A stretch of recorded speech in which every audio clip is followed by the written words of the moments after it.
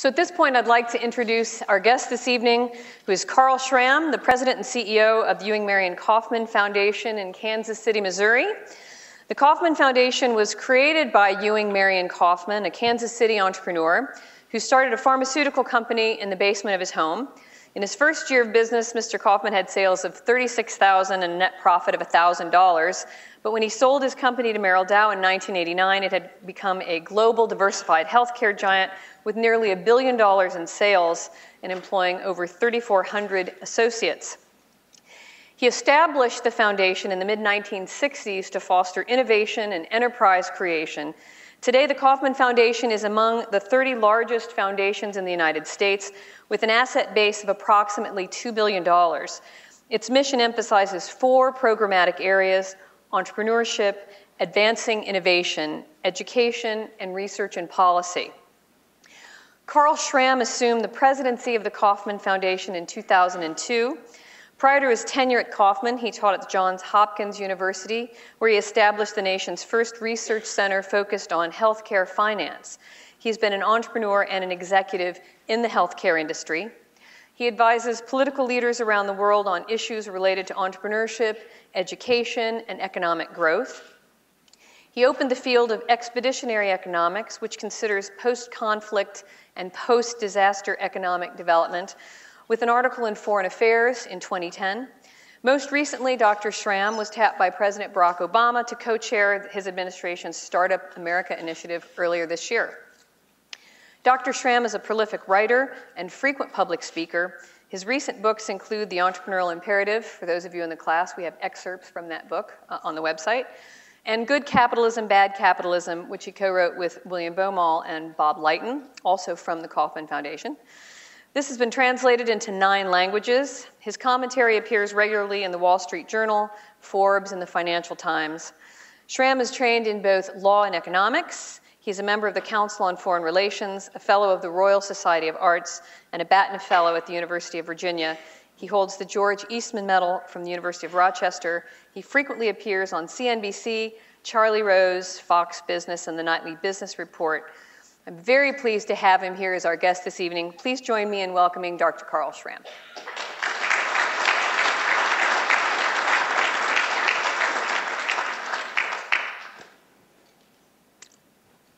Can you hear me? All right, I got this right, I think. Okay. Thank you, Laura. That was an extraordinary introduction. I had to wake up when it was over. It's great to be here at Notre Dame. I was supposed to come here many years ago. I went to a small parish high school in Syracuse, New York, and boys were supposed to go either to the Jesuits or to Notre Dame, because one of our distinguished predecessors, Ted Hesburgh, had gone to my high school. So that's why I was supposed to be here, but it's fine to get here to Notre Dame eventually. Anyway, I'm going to talk today about the entrepreneurial economy and how to build an entrepreneurial economy. And if there was a subtext, I'm going to talk to you about what economists got wrong. And in a sense, if there is a subtext to this entire discussion today, it really is something that could be thought of as, if not an attack, at least the opening of a lot of doors about where economic theory is today. Now, as Laura said, when I'm not running the foundation, I do a lot of writing. And for those of you who are in the world of business and anticipate becoming executives, I would suggest to you that there is a small group of executives, some of whom I deal with all the time, we talk to each other, who actually do a great deal of writing. And in many ways, the connection between being able to write and being able to run an organization, particularly one like ours, which is chock full of people who are charged to be making new ideas. Fundamentally, our belief at the Kaufman Foundation is that as a philanthropy, if we don't understand what the holes are in society's knowledge, we will be like a lot of foundations in front of us, and that is spend money, and at the end of a decade or 2 decades or 6 decades, we may not have even contributed to the forward advance of humankind. We may have, as some foundations have done, contributed to reversals in human welfare. Some of our foundations have some very checkered histories in terms of their aggressive sense of what they ought to do in Africa, that have been very emotive. It feels good to do X, but analytically, X may have in fact set the economy back. So I can actually mention the Gates Foundation because Bill Gates himself is self-critical. It's one of the best aspects of this man as a leader. And he knows that some of what they've done in the past, when empirically tested, proves to be mistaken. There's a piece in Foreign Affairs about 5 years ago that suggests that the spending of some American foundations in Africa in particular, very well-meaning to be sure, well-meaning people who think they're doing well, in fact, has actually reversed economic progress because what happens is the very smartest people in the country go to work for NGOs, foundations, and the people who could spark, essentially, economic growth have been pulled off to bureaucratic jobs. So just think about that as a hypothesis. All I'm trying to do is I come here as a writer, scholar, and a person who spends his life in philanthropy today is just open some doors or windows in your mind, if you will, about some contrary ways to think about things. So if I've done my job here today, you go back home or you think 3 years from now or something will happen to you 16 years from now, and you'll say, you know, once upon a time I heard an alternative way to think about something. The great historian of science, Herbert Butterfield, who I read when I was an undergraduate in the hands of Jesuits, because obviously I made the wrong mistake, went to a Jesuit college, okay, said that the way humankind advances is when someone picks up the stick from the other end. So you will not hear from me today conventional knowledge of any kind.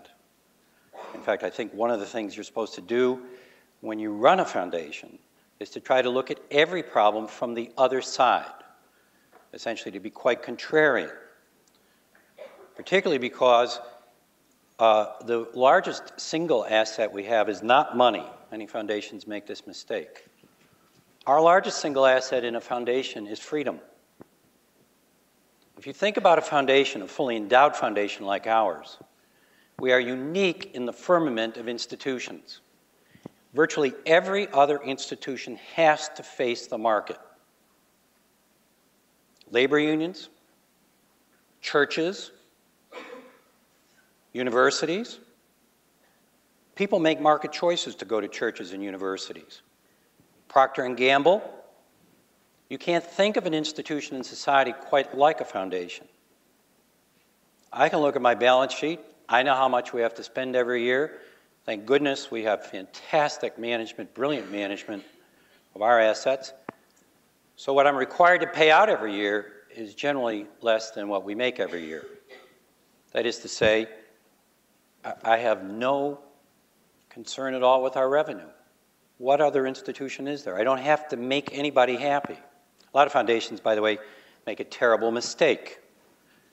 They start talking about their stakeholders or the constituents. At the Kaufman Foundation, we basically don't use the word stakeholder. The minute I use the word stakeholder, I endow somebody out there with a claim on our assets. And the way we structure ourselves is our greatest asset is our freedom to be independent in thought and then independent in terms of where we address problems and to whom we give money. So that's sort of a philosophical perspective, but it's also sort of a little lesson on management. So if you're keeping score, we've talked about 2 lessons in management. One is the importance of the discipline of writing when you're a chief executive. There's no mistake at the Kaufman Foundation about where we're headed. We have a strategy document. I write about the strategy. Our senior vice presidents write about strategy all the time. And everybody in the building knows the direction of the foundation. Now, the other part of that is that everybody in the foundation makes strategy all the time. So the third management lesson is beginning to emerge here. It's a strategy lesson. Now, you may have professors come in here, or you may have chief executives of big companies, and they'll come in and they'll talk to you about strategy. How do we make strategy at Acme Incorporated Consolidated? And they'll say something like this. I've been a director of public companies. I've started 4 companies. I've run a huge company. Well, every November, we go to a Gulf resort. We bring McKinsey, and we spend 3 days hard at work. We get up at 7 o'clock in the morning and have breakfast, and we stop at noon and play golf. We resume after cocktails, and we do that for 3 days. And then we go back, and we tell the junior vice presidents to tell everybody that Acme Consolidated Strategy is what we just decided for the next year. Now, 16 years from now, when you're boss, you're going to think about what I just said to you. What's wrong with this story? First of all, we have discrete moments of strategy making. People who run real businesses make strategy every day, and it's not just bosses. At the Kaufman Foundation, everybody who works there is making strategy every day. We have about 30 people at the Kaufman Foundation who in the insurance world would be said to have the power of the pen. They can commit contractually my organization to give money away. When you aggregate those decisions this month, they've made strategy. They have put the direction of our foundation in one place. So it's not the big poobahs who make strategy. In our case, the big poobah, working with the vice presidents and the board, basically pushed the trajectory in this direction. Because the folks who do it every day have to have a sense of the direction. And one of the reasons I write a lot is we really know the direction. Second thing that's wrong with that story is, I think, what do you pay a chief executive for if the chief executive isn't making strategy? You have a consulting firm to come in and make strategy? The evidence is crystal clear. Lots and lots and lots and lots of companies have crashed because of consulting firms. If anybody has a doubt about this, read the expose of McKinsey in this last Sunday's Financial Times. It's delicious because it talks about a number of companies that basically went right into the ditch over a consultant strategy. Now, consultant strategy is terrific. I can see some of you are already nervous, right? You've already signed on to McKinsey. You hope to sign on to McKinsey. You want it. I just passed somebody coming in here at a KPMG jacket on, probably some chum from your last interview. If you're a chief executive, why are you hiring people in to do your thinking for you? It's okay to do analysis, but if you're running a major company, don't you want analysts who are loyal first to you? So that's sort of a different way to think about strategy. And these are sort of little platforms on management that are the predicates for what I want to talk about here, and that is to talk about economic strategy for the society. Now, I run an organization that's committed to advancing entrepreneurship. And as Laura said, the Kaufman Foundation has somewhat of a unique history. Our founder was born almost 100 years ago into great poverty in the Depression on a farm an hour's drive from Kansas City. His father was sort of home, not sort of home, just like John D. Rockefeller's father was most of the time missing. Very poor was John D. Rockefeller. It's important to the story I want to tell you. Because Mr. Kaufman dies in 1993 a billionaire. And he sees in himself somebody who didn't go to college, who created a pharmaceutical company. And he sees that he did something really extraordinary. He says, I was able to do something extraordinary, uncommon. But when all said and done, I'm a common man. His vision of himself. Now think about that, by the way, relative to some entrepreneurs that are hauled in to talk to you. You know, a lot of people make a lot of money and suddenly become quite uncommon. You know what some of you have met some of these entrepreneurs, okay? They're uncommon. They call them superboys or supermen. They're different from us. They got very lucky. They made $1 billion by the time they were 30. They're different from us. Now, Mr. Kaufman took a little longer to make $1 billion, but he died in 1993. $1 billion was a different story then. But on his death, he said, I'm a very common person. What happened to me? I got to be an entrepreneur. Something was released in me. I figured this out. It reminds me of something Muhammad Yunus told me not too long ago. He said, you know, I think we're all entrepreneurs. Only the lucky in us find it or figure it out. Now, John Rockefeller, similar to Mr. Kaufman, 60 years earlier, born poor, dies rich, creates our first systematic foundation. So there's a crisscross here. And Mr. Kaufman, when he's creating a foundation, wants a foundation that will operate entrepreneurially. That's what's particularly unique about ours. Now, here's a management question for you to refer to something I spoke of earlier. If you go to work every day and you go in a beautiful building like ours in a beautiful park in Kansas City, and you know there's $2 billion downstairs, right? And you have to give away about $80 million a year.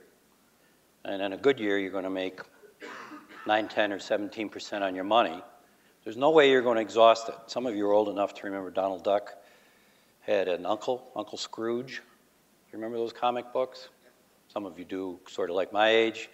While you waited for the dentist, you read about Uncle Scrooge. And Uncle Scrooge, once in a while, for his leisure time activity, would go down in the basement of his house and dive into the gold coins in his vault. Okay, this was Uncle Scrooge, very, very rich. Okay, so Mr. Kaufman, thinking about this, wanted an entrepreneurial foundation. How do you become entrepreneurial when you got all the money in the world? How do you measure it? So it's a whole other management trick. How do you operate as an entrepreneurial organization? I think in many ways, if we're looking to keep score on management ideas, I want to taunt you with something that also I'm going to talk about when I get to my case in chief, namely the new economy. Firms are increasingly trading in ideas. Our firms are human capital firms, and when we say human capital, we might as well say human beings with wetware in here that produce ideas. So the leverage, as I see it, in a firm foundation that has no revenue problem, we don't meet the market, we don't have customers, is to make sure we're making a difference, is to measure the effectiveness of our ideas. And that's why the Kaufman Foundation keeps, or is structured, to basically be an institution of intellectuals, first and foremost, to make sure that where we apply our money, we're really making gains on social welfare. Now, this is not my bright idea. The great bright idea was Mr. Kaufman's, because Mr. Kaufman, again, who didn't go to school, said, I want a foundation that promotes entrepreneurship, that makes it accessible to people. And he wrote a great deal. We have more intent, written intent and video intent from our donor than any foundation in the country. Mr. Kaufman was absolutely clear. He wanted a foundation that didn't gravitate back to the old foundations. And he says, every time this foundation helps an entrepreneur start a business, we strengthen the national economy.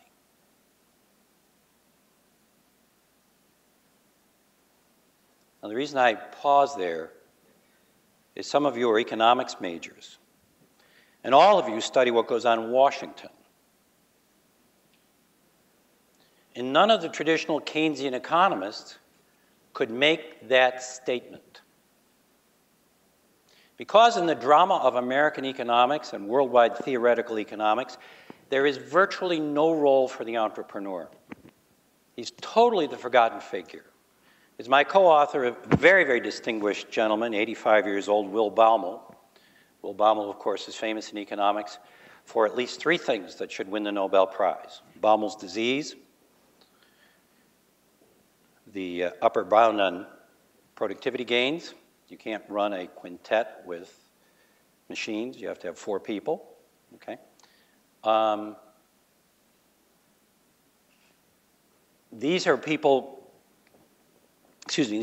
what we find here in this group of researchers are people who are asking really fundamental questions that go to the heart of what economists know. John Keynes, in the last pages of the General Theory, speaks disparagingly of entrepreneurs. That when we have the society and the economy planned, there will be no particular returns to the risks of entrepreneurs. Now, I go to John Keynes and the General Theory, 1936, because that's like going right to the Bible. Every time we have a recession, economists, to use the words from Tom Clancy in The Hunt for Red October, they go home to mama. Anybody know that movie? The Russian fleet. They all go home to what they were taught. I know what those Russian commanders are doing. At this moment, they're going home to mama. They're going back to the doctrine. And every time we have a recession, economists go back to mama. We all become Keynesian. My favorite example is 10 years ago, Larry Summers, President Obama's first great chieftain of economic recovery, okay? 10 years ago, Forbes has a cover on the magazine saying, Larry Summers, our new Schumpeterian. Well, Joseph Schumpeter was the essential anti-Keynesian. But when Summers goes over to the White House in the middle of the 2008 recession, he becomes the great Keynesian apostle once more. And the Keynesian doctrine was spend, spend, spend, deficit spend, stimulate the economy, and more people will start to work. How's that working for you? Does it seem to work? Now, there's a book that sociologists read from time to time by Alvin Goulner, and it was a study of people in evangelical circumstances, the people who, I can't quite remember the name of this group of people, who believe from time to time the earth is going to end. So you know about these studies, you know, there are various cults that think, actually somebody told me the other day that the year that's coming up, 2012, some religious cult believes that someday next year the whole world collapses. It was all set in stone by whoever their prophet was many years ago, right? Well, Goulden writes about one of these cults, and the world didn't collapse on the day they thought it would collapse, okay? But oddly, like 80% of the people who believed in this cataclysmic moment still are cultists a day later. I think in many regards, it tells us why people are Keynesian 3 years later when it doesn't work. And by the way, there's a lot of evidence that it never worked. You read Amity Slay's book, The Forgotten Man, and Amity Slay's will tell you that the recession, the Great Depression of the 30s, goes on 4 years longer in the United States than it goes on in Europe. How come? In 1936, America became the real Keynesian capital, and we went on a real dose of deficit spending. And we didn't bring the Depression to an end until World War II started. And we had real demand in the labor market to save the country. So it may well be that the religion never worked. Ever worked. I think the evidence is astounding that it doesn't work now. But read the New York Times. Any number of columnists, including their editorial board, are right now plumping for more spending. I was on Charlie Rose recently with this distinguished economist from Harvard who just wrote this book. I can't remember his name.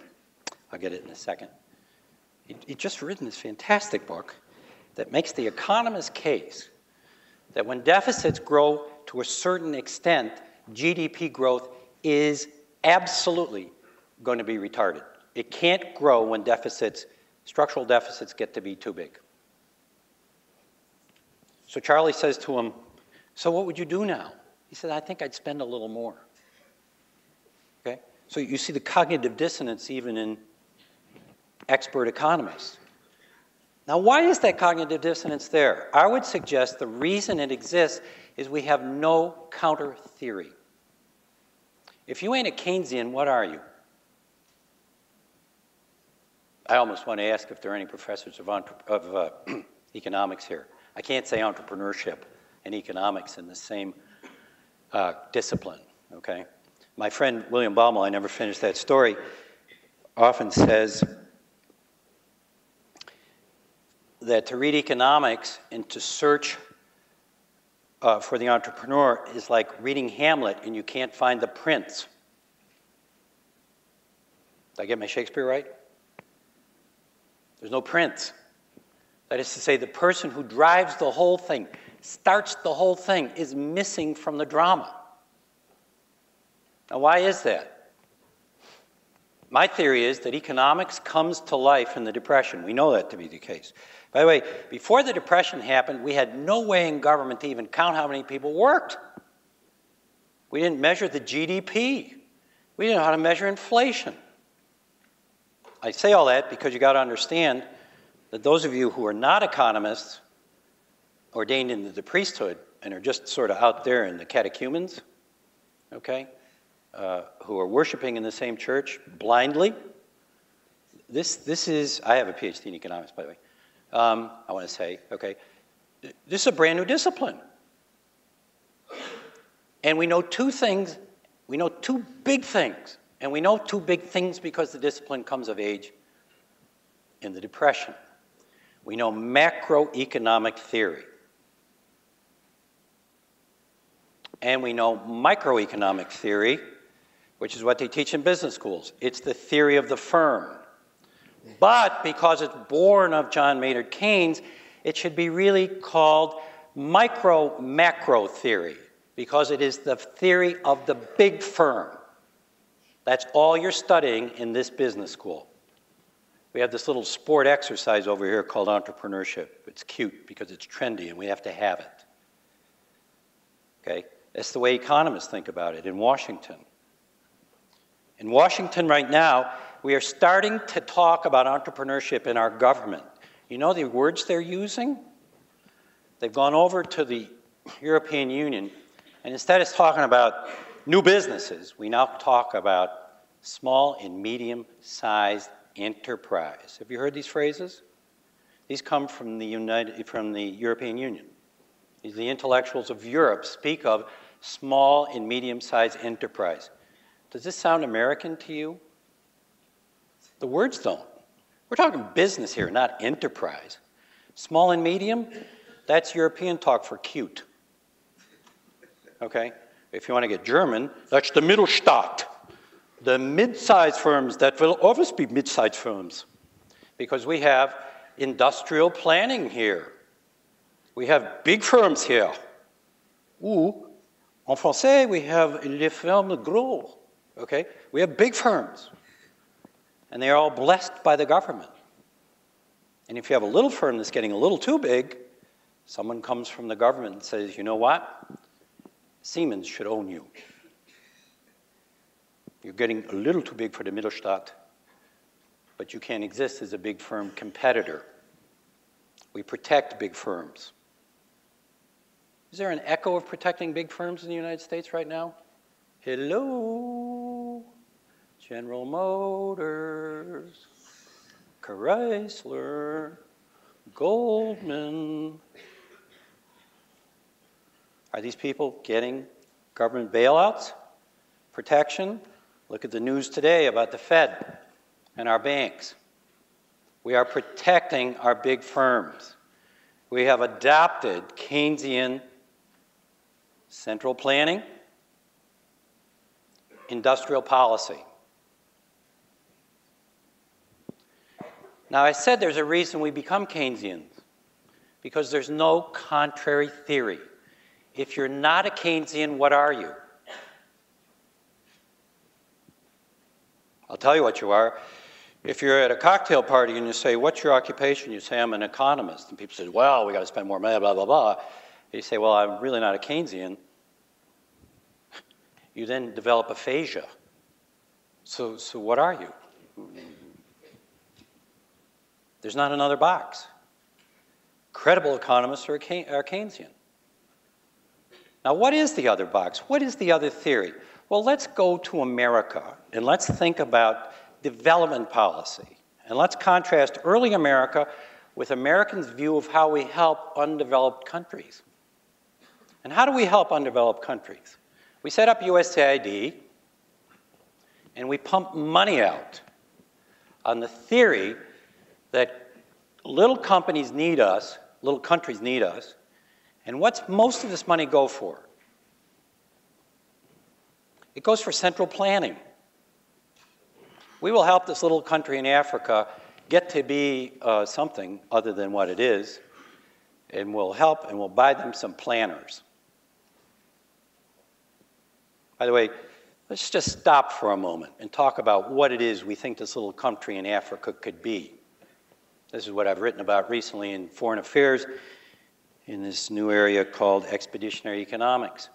If you look at American foreign policy regarding development economics, it operates on the premise that those people can't have an economy like ours.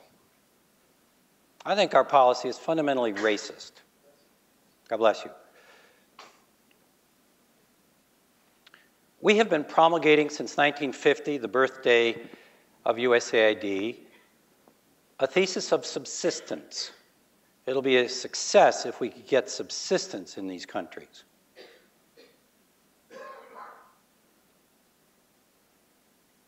Do we have subsistence as our goal in the United States? Have we ever had subsistence as our goal in the United States? Why do other countries come here to emulate our economy? Simple answer, growth. We produce growth. We produce growth like it's never been seen in human history. And with growth comes inexorably, like the grass grows after rainstorms, expanding human welfare. But these countries really don't want a modern hospital, and they don't want a modern university. We'll be lucky if we get them to subsistence. I think in a scandalous way, America has never said, you name the country, let's choose Ghana or Kenya. They can grow. Why isn't their GDP going up for decades at 3 or 4% a year? Why is human welfare not in their hands? Why can't they own their economy? Now let's contrast that with the United States. Let's go to 1777. 1778. Let's get the revolution over with. We rebel against our mother country, the richest country on earth.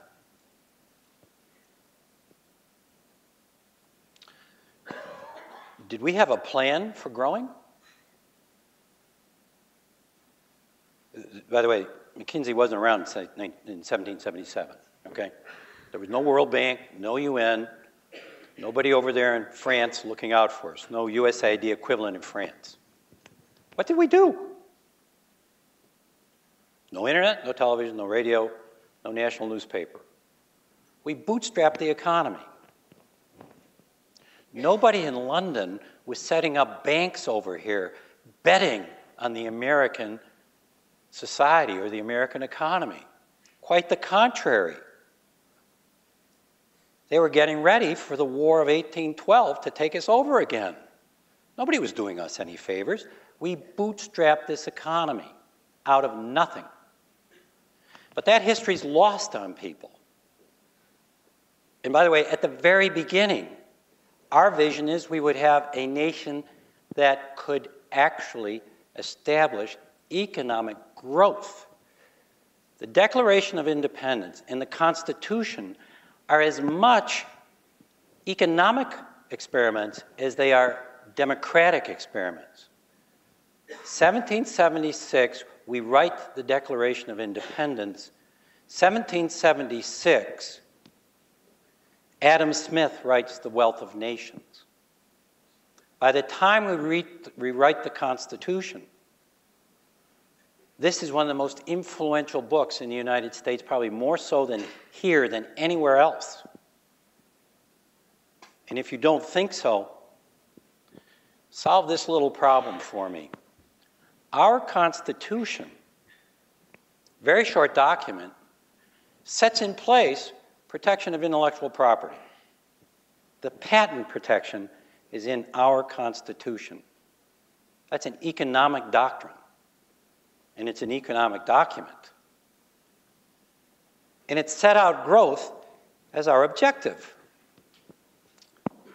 So we grew. And we grew without the benefit of Keynes. The first economist was Adam Smith, who was a free market economist. And it's Adam Smith who develops the idea of entrepreneur as a worthy person in society.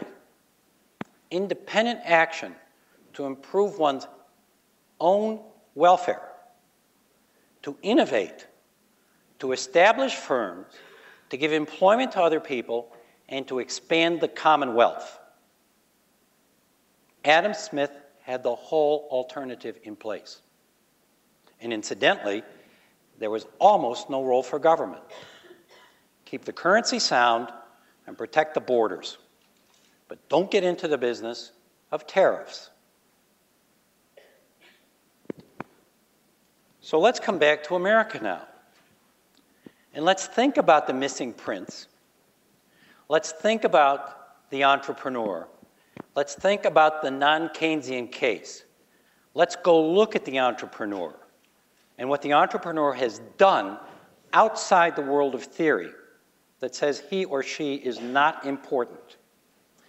Unless you think that I hang the antipathy to entrepreneurs on merely Lord Keynes, let us move forward to the 1980s, 84 to be specifically, and find the written tract of John Kenneth Galbraith at Harvard. Our American Keynesian says, 1984, that the era of the entrepreneur in America is over, that all innovation will come from large industrial laboratories, think Bell Labs, which doesn't exist right now. He says this in 1984. Incidentally, Apple's been founded, Microsoft has been founded, Intel has been founded, Genentech has been founded. The entrepreneur is living in front of him, refashioning our economy totally in the woods or in the weeds. Can't be seen. Here's a little fact that should disturb Washington, should disturb every economics department in the country, because the chairman of the economics department doesn't know this fact, which means they're not teaching you this fact. 40% of the GDP produced in the United States this year is from firms that did not exist in 1980. Now, in business schools, they think it's wonderful to look at dynamics and innovation. And one way we see it is the artifactual evidence that people don't stay on the fortune list so much as they used to. Firms don't stay. And the reality is amazing.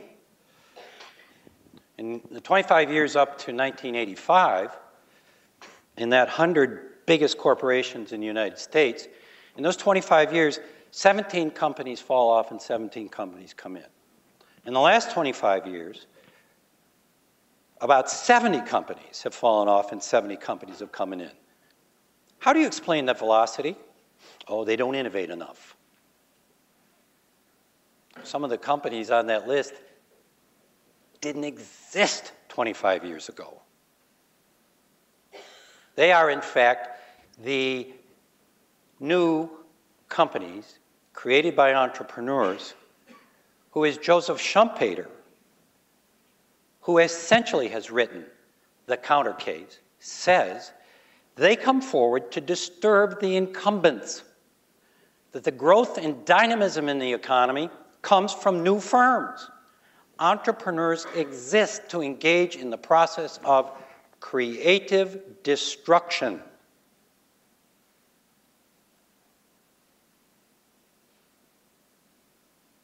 Just drop a little footnote here. Why don't they talk about this too much in business school?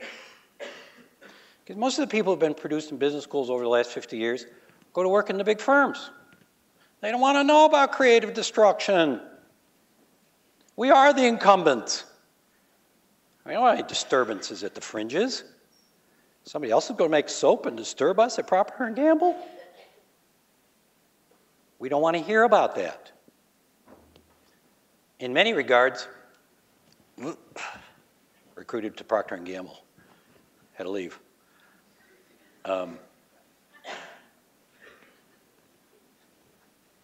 We don't see the role of the entrepreneur as central to the big drama. We see them as iconic superboys, for the most part, right now. A few superwomen who go off and do something really radical on the fringes. But we won't allow that they are, in fact, a critical, systemic part of the general economy. And if we were to resurrect this economy, the critical issue missing is new firm starts. You want to have an arresting statistic? Here it comes. Almost without cyclical difference, every year in this United States, we create 700,000 new firms that employ more than the founder. 700,000 new firms. Over the last 7 recessions, that number goes up in the recession. This recession, the number has gone down. To me, this is a crisis. But it's no crisis compared to what the nature of the firm itself is. Historically, in their first year, firms, brand new firms, employ about 5.3 people on average. Our new firms are now employing 4.7 in their first year. Now, why is this critical? Here comes another statistic down the freight train tracks that economists don't know. They know it now largely because of research at the Kaufman Foundation. We, by the way, are the largest private funder of economic research in the country. Why did we take this posture? Because new firms are so central to economic growth, which is the predicate, which I'll talk about in a minute, of expanding human welfare. All new net job creation in this economy comes from firms less than 5 years old. You want jobs? You get new firms. I have a book coming out with Bob Lighton. By the way, Good Capitalism, Bad Capitalism is in 12 languages, not 9. My bad, we didn't revise that, okay? But the sequel will be called Better Capitalism. It will be out from Yale next August. I want you all to buy a copy. Or write to me. We have this terrible penchant at the Kaufman Foundation of giving books away. So actually, I sent 150 books out here. So did you all get the books yet? Good, okay. One person got a book. Where are the 104? Where are the other 149? You got them, you're taking them into the bookstore, this is Notre Dame, you're gonna make a profit, yada, yada, yada. Okay, that's the type of business to run. You get the cost of goods is 0, okay, and how much are you gonna charge for it? You don't know, there's no price in it. We give that particular book away, it's a compendium of a lot of research, how to restart the economy, rules for growth, without spending any federal money. Very interesting proposition. By the way, when this book came out, we sent out, just let me go off trail here, because I know some of you think that your next job, you got to be in the federal government. Anybody think you're going to work for the government? By the way, let me just give you a little statistic from the Kaufman Foundation. One of the great things about America is, no matter how bad it all looks, kids still want to start businesses and work for themselves. 70% of undergraduates in the United States in polling data tell us they want to work for themselves. They want to start a business in the course of their life. Same population in France, undergraduate equivalent kids, 80% want to work for the government. Tell you something different about our future versus their future? Might, although I might tell you, because some of you have heard this before. You know, we have politicians in the United States who will give graduation addresses this year and tell kids that the best of you will work for the government. We have university presidents who say that to their students. I sort of find this morally reprehensible. 90% of you, and it'll be higher because we're in a business school, 90% of undergraduates in the United States will take their first job in a for-profit company. And they have a university president telling them they're somehow virtually wounded or lesser people. But enough of that. let's go back to my point. It's hard to go back to my point. I forgot what my point was. Where was I? It'll come to me in a minute. Anybody got a Coke? All right. Oh yeah, I was talking about new firms and how important they are to the economy. These are the firms that actually are responsible for creating jobs. Now, if we in fact see the number falling off, this is a crisis. There won't be jobs. 70% of you, probably higher, we're in a business school, want to own your own company sooner or later. You'll get fed up with work at Procter & Gamble. You're smart. You'll see there's a way to do it faster, better, cheaper. That's what economists do. Excuse me, that's what entrepreneurs do. Economists quite do the opposite. Better? No. Faster? Absolutely not. Cheaper? The more we can extract out of people for this voodoo that we sell, the better, okay? Not faster, better, cheaper. That's the purview of entrepreneurs. So we need a new economic theory. And I think we have to resurrect Schumpeter, and we have to rethink what the story of America is. I have just two last points I want to make.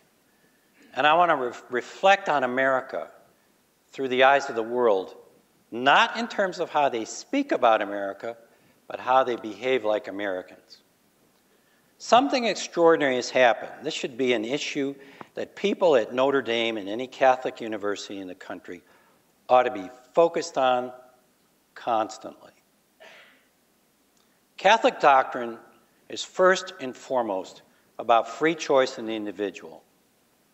And Catholic doctrine is all about human dignity. And human dignity is earned. You can't give human dignity away. Human dignity is earned. Now, keep that in your mind when I tell you the story about India and China. These two countries, in the space of 30 years, have reduced the population of the world in destitute poverty between 25 and 30%. This has never, ever been done in history. Now, how do they do that? They didn't do that pursuing the policy of Mao. Mao's last great idea, the Cultural Revolution, resulted in tens of millions of his countrymen being dead, either killed because they had ideas or dead because they couldn't run the agricultural economy. And likewise, we had stagnation forever in India. And in both countries, liberalization was built on an American model of entrepreneurship. That's right, the American model of entrepreneurship. Nothing to apologize for, but we ought to understand what it was about. You build economies by loosing individuals to pursue their own ideas and human creativity in firms where they can maximize individual welfare and expand welfare for other people, either through the innovations they bring forward that the market will test, these are not phony innovations, or, having achieved that, creating jobs for their neighbors and creating wealth for the society. This is, in many ways, in business schools, they talk about virtuous circles, which I can't fathom. It's one of those business concepts I can't get my head around, virtuous circles. But the presumption is you do one thing and something else will happen that's better, and then that something else will happen will be better, and I guess the circle gets started, which is a very appealing concept. To me, it sounds to me like that's exactly what entrepreneurs do. They bring forth something brand new. They birth the new. Entrepreneurs, to be successful, fill a need that the human family didn't know it had.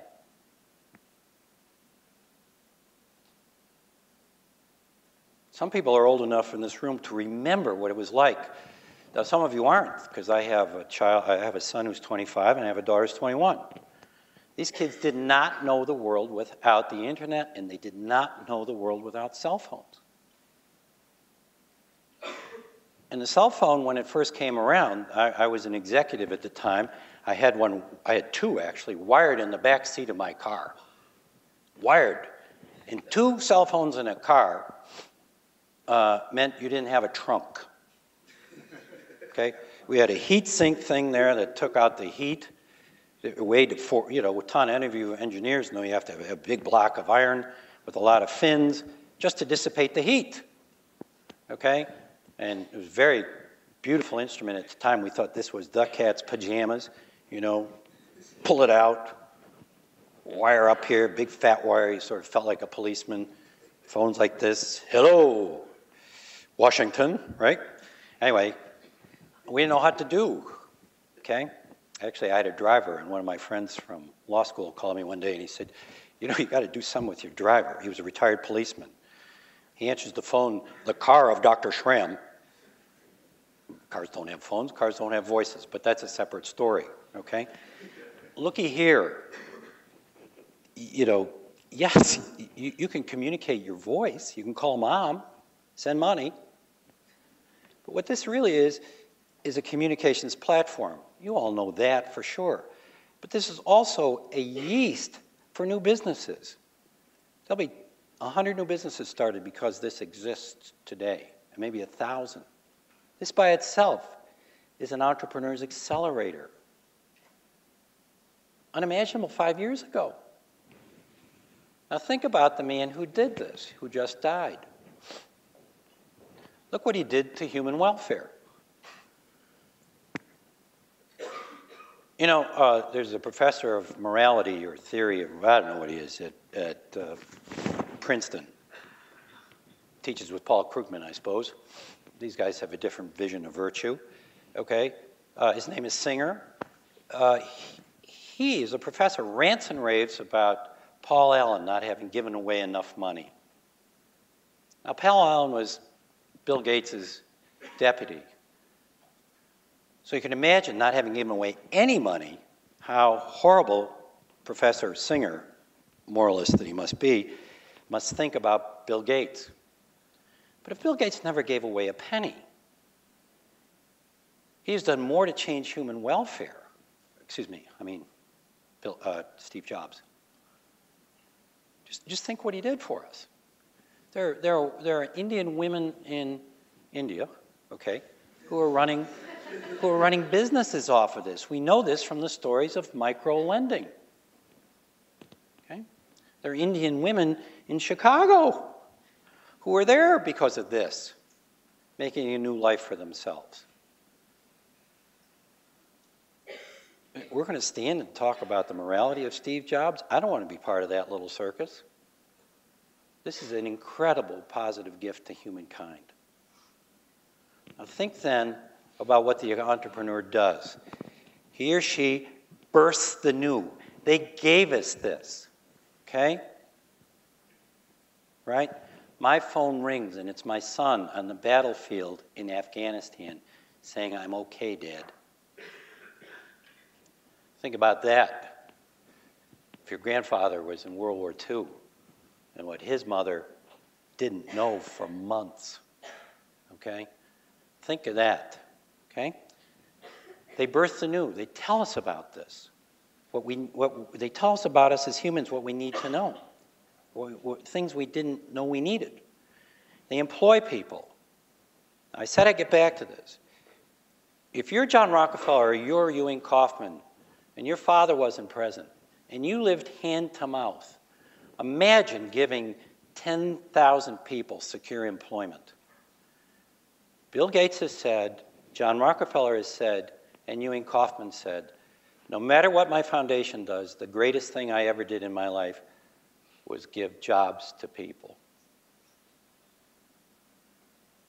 And of course, they become rich. But the riches are spread with us. There are estimates, very credible estimates, that Bill Gates has not kept even 1% of the money he made for the world. I don't think it's probably 1/10 of 1%. We are all going to be richer because of this, because of Gates Software, because of Walmart. Every family in the United States has its expending budget cut by about $2,500 a year because of Walmart's price pressure on the world. That's people who deign not to go into Walmart, rich people who wouldn't be seen in Walmart, ideologues who think it's the worst thing on earth. Every family in America is $2,500 better off because of the supply chain innovations of Sam Walton. Now I'm going to end, I said we had two last points. I'm going to end because we're at Notre Dame. And this is ostensibly a Catholic university. I'm not sure many of the Jesuit schools would even claim that anymore, tragically. I went to the Georgetown Law School. You won't find one of those in one classroom or one hallway in the Georgetown Law School. I'm embarrassed to be Catholic. You know, the great trauma, of course, is helping each other. It's the expansion of human welfare, making the platform in which people can, in fact, achieve human dignity stronger. That's what we're all called to do. And if you think about the entrepreneur in some magic way, the entrepreneur makes something out of nothing. I used to have, as one of my consulting clients, the Ford Motor Company. I'd go to the Great Glass Box in Dearborn every week. I'd sit in the cafeteria, and I would try this question out. Can you imagine this place when there was only Henry Ford on the payroll? Unimaginable. These MBAs thought that someplace back in 1412, this box fell in, and there were 600,000 employees here. Nobody thinks about that. Think about our panic not to let two big auto companies fail. Had they failed, we would probably have 6,000 or 8,000 brand new businesses in Michigan. Unemployment wouldn't be anywhere where it is. And by the way, we wouldn't go through the charade of bailing them out to save jobs. Here's a fact that you won't find in the papers. After we bailed those two companies out, they're net down almost 50,000 employees. Didn't we give them the money to keep the jobs? So you see, I think it's incumbent on each one of us not to go through in cloud-like fashion in a dreamscape, absorbing what's taught to us all the time. Sometimes theory is really wrong. And I would just say at the end, to those of you who are students here, and probably those of you who are adults as well, the most important thing you can think about as a student, as you leave and become an adult, as you are a successful consultant, when you become a chief executive, when you're a middle manager, is trust what your eyes show you and not what people tell you your eyes are seeing. Our economics don't work. They're not achieving what we should expect of them. And every one of us can see it in front of us. And then it becomes incumbent on us to think about a new and better way to do it. That's what entrepreneurs do. The new and better, the faster, cheaper, better. And they create welfare by creating jobs, and they expand all of our wealth by creating wealth. I want to finish with just one 3-minute video that comes from Kaufman, because we're trying to get this message of democratization out, being true to our founder. And Laura, will you come run this thing? Okay. Thank you so much. There we go.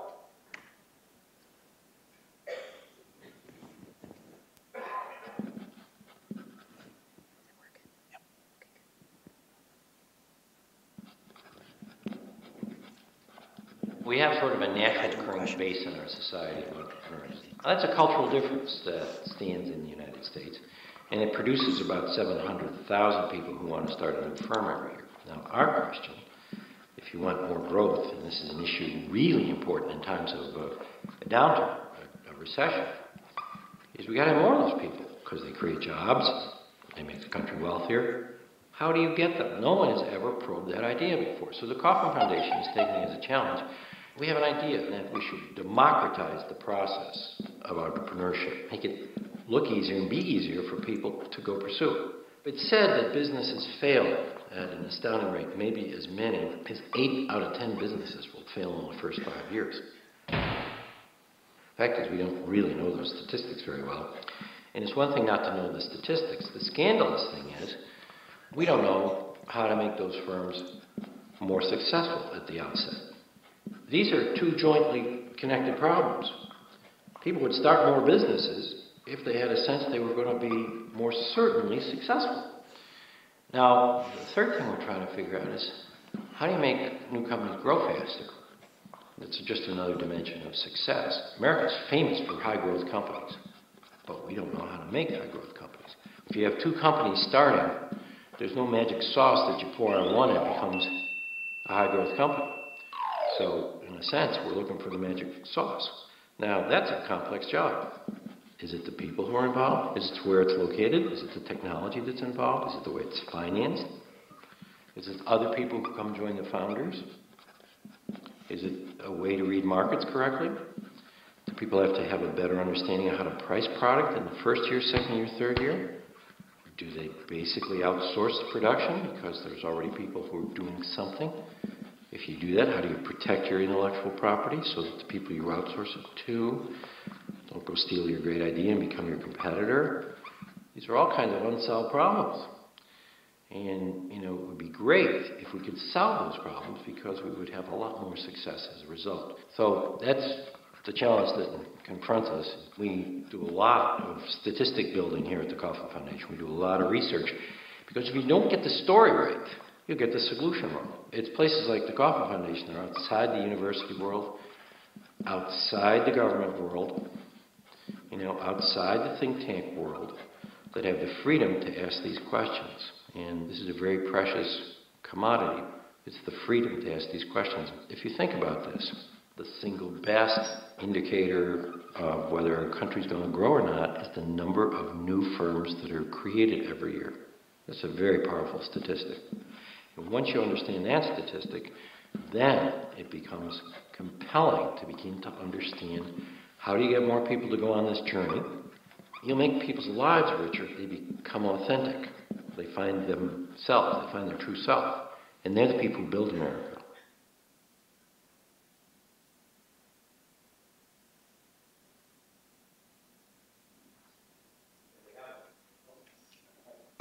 Okay, I'm through. Thank you very much, and I'm going to take questions.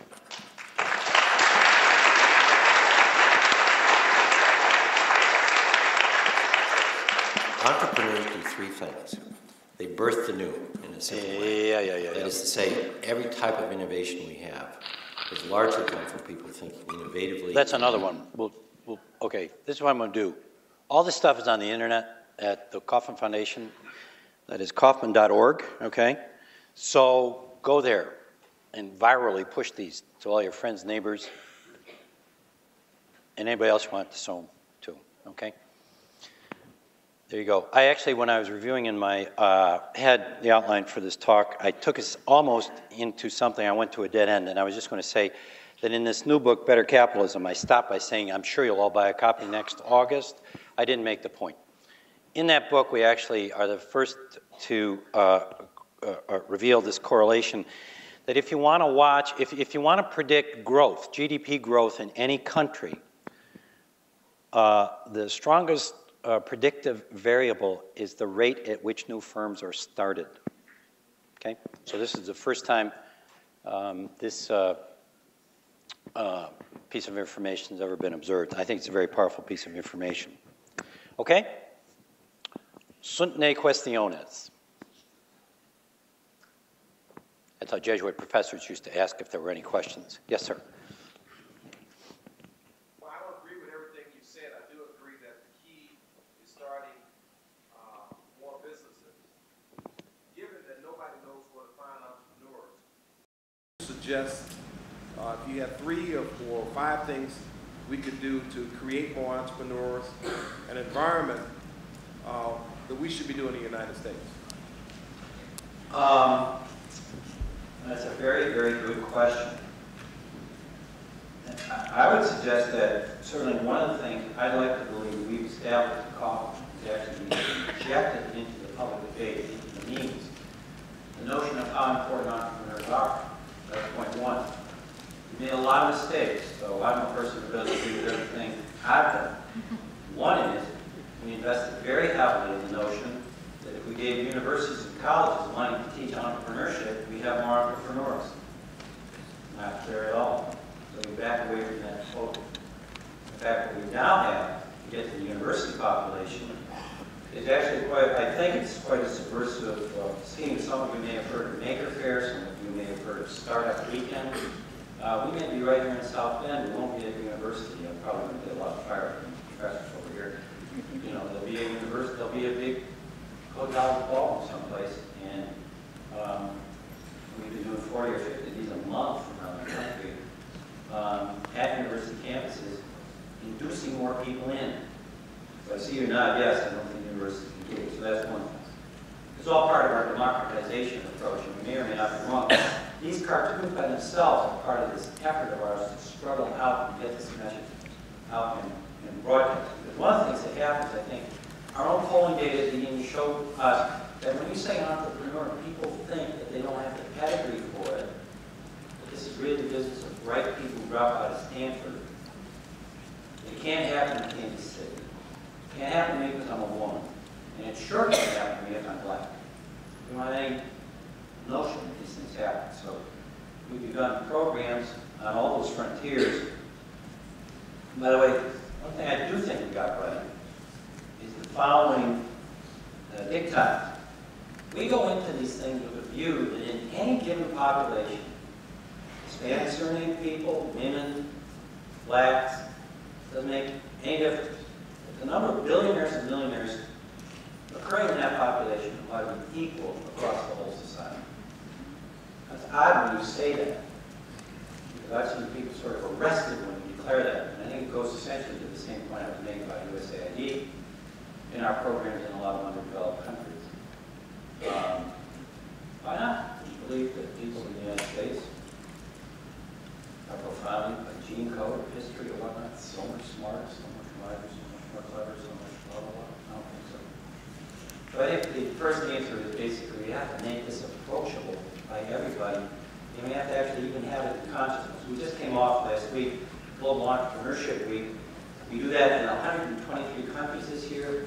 The struggle there is to get the youngsters so they can imagine the business of an entrepreneur in their countries in South America and so forth, where it would never occur to a 16-year-old that he or she can start a business. Think about the statistic I gave you from France. Okay, so if you go into the French population, say, you can start a business after the war. After all, the word is yours. Entrepreneur. I don't want to try that. I work for the government. So we have a big struggle to get it out there, and I'm not sure we have an answer, but we're struggling away. And I'd like to take a touch of credit in the sense of self-critical. You've heard me compliment Bill Gates on that. We're a very self-critical organization. We thought the way to do this. In fact, the only reason these courses exist, I can say the same for Notre Dame. None of these courses existed before 1993 when the Kaufman Foundation began to give money away to teach the first courses. Now, one of the reasons you may shake your head that this isn't working, and I agree with you, is because what we teach in entrepreneurship courses is the anthropology of entrepreneurs. We don't teach how to start a business. And I dare say, many people teaching this across the country are clueless how to start a business. I'm amazed at how many people who are professors of entrepreneurship never started a business. Never worked in a small business. They came out with their PhD and they began to teach entrepreneurship, like it was psychology. This is an experiential phenomenon. I'm not sure it's ever going to be a discipline, but notwithstanding that, in the last 3 years, there are at least 3 university programs that give PhDs in entrepreneurship. There's no canon. I don't know what people can do. That's that. Okay, somebody else had a question. Yes, sir. Do you think that the recent overhaul of the U.S. patent system will encourage or discourage entrepreneurship? That's a great question. I'm not sure it's even anything different. Okay? I think that the drill in the future is you better get your ideas scaled up and executed instantly and successfully, because you're not going to be able to protect the intellectual property. I think in a lot of ways it's a dog chasing its tail. I also think that there's something reprehensible about the way the administration is presented. As you know, we have now a sliding scale. Get a load of this. Right? If you want your idea really quickly inspected, you pay a different fee. I mean, this is like prima facie declaration that the federal government can't do anything except if it's bribed. So there are 3 fee schedules. If you have sort of maybe a good idea, or maybe you're poor, you go in the regular way, and you'll hear from them in 2 years. And then there's the mama bear approach, a little bit more, comes a little faster.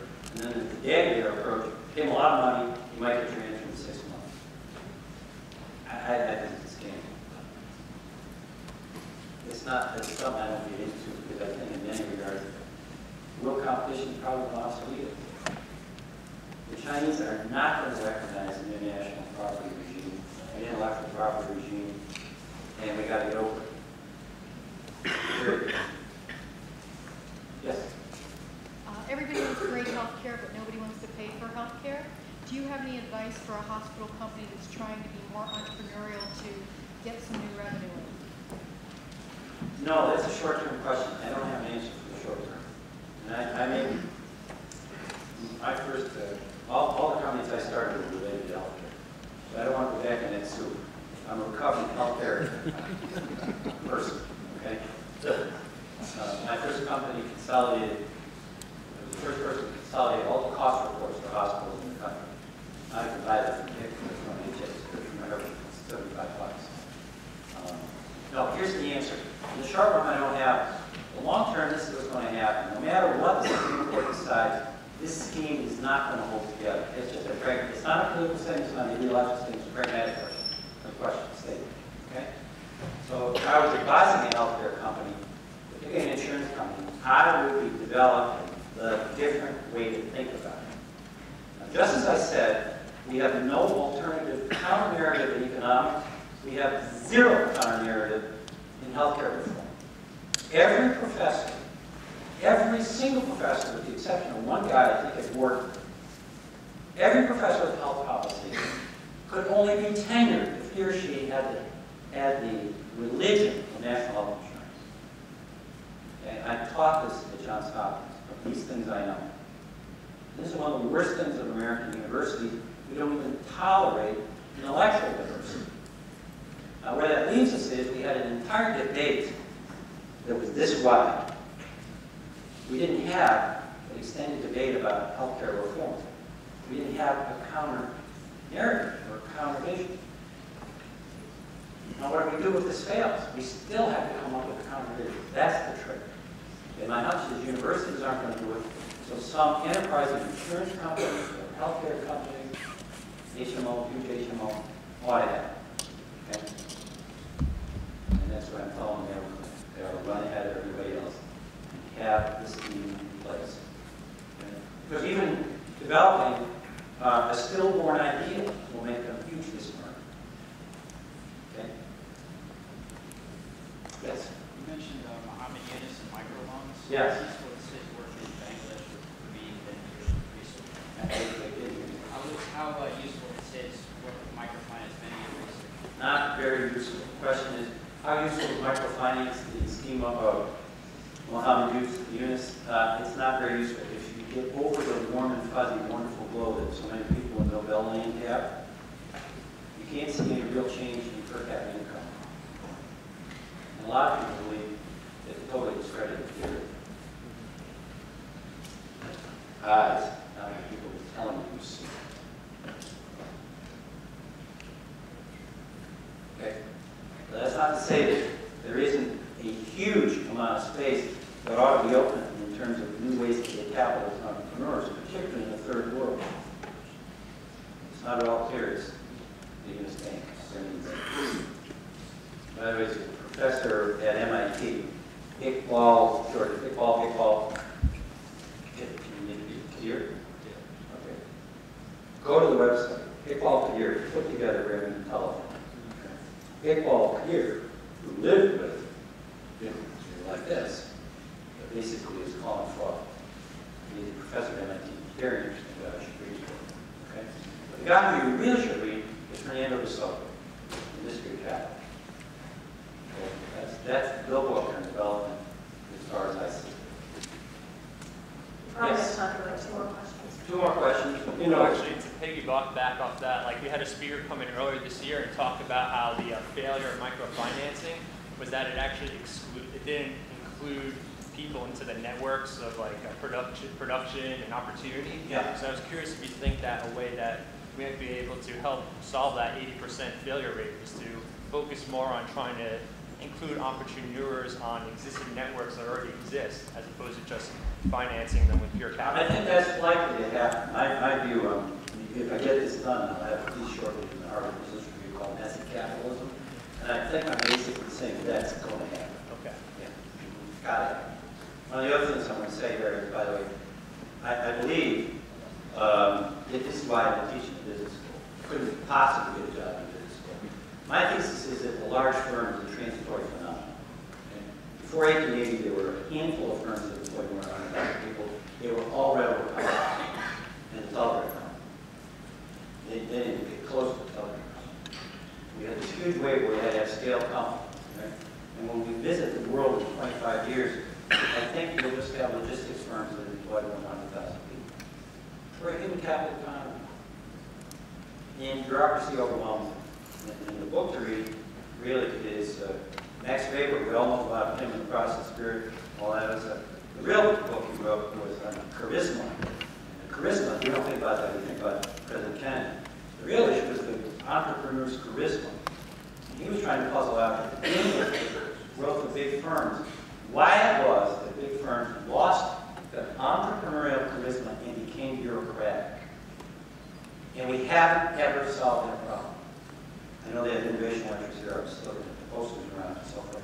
I don't think we can solve that problem. That doesn't matter. Because we developed so much education, so many people who want to do things, and they can do things at an enormous scale with small groups of people. You don't have to solve the problem. Innovation will happen in small firms. And you see it all the time. How many people are really needed to run Google every day? I think the number is 36 people. Look at the scale. Okay? In Facebook. And Zarly is a new firm. It's a handful of people running all kinds of markets that never even existed. They're creating these markets. No one, when you call them one of the task on, I forget what it's called, task on or something. Okay? Creating whole new labor markets. Whole new labor markets, the fraction labor markets. So that's what I think. One last question. Go ahead. I'm getting a little confused here because at one point you're creating your company, creating jobs. Yes. And then you're condemning them for growing too large and having too many employees. I'm not doing anything of the sort. The question is, you're celebrating entrepreneurs for creating jobs and then you're condemning them for creating companies that get too big with too many employees. I think that's right at all.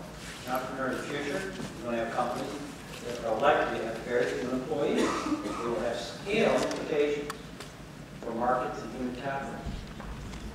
Facebook. Okay. Facebook has a lot of employees. Fine. Great. And if they have fewer, that's great too. If they have their own efficiency. I don't see any contradiction there at all. You were saying they, or your author, you were saying they become bureaucratic. Hey, if Facebook, if we're looking at Google and Facebook in 30 years, like Microsoft. Microsoft is caught in its own web. It's a big bureaucracy. It has to shed big jobs. It can't look to the government constantly for protection of its monopoly position. People, the incumbents are going to come up and take the company apart eventually. Their investors will insist on it. It'll be a Mike Milton moment all over it. There's nothing wrong with it. That's what would have happened to General Motors. You think we wouldn't have Chevrolets? Every 5 people would have bought the badge. We'd have better Chevrolets made for less money. They'd still be there. They'd have fewer people. But the people who left would have created 500 new companies. And we'd have some new radical energy-saving transmission from a company that got big. You might. You might. You're talking with certainty about things. Well, I know with certainty that the unemployment rate is still over 9%.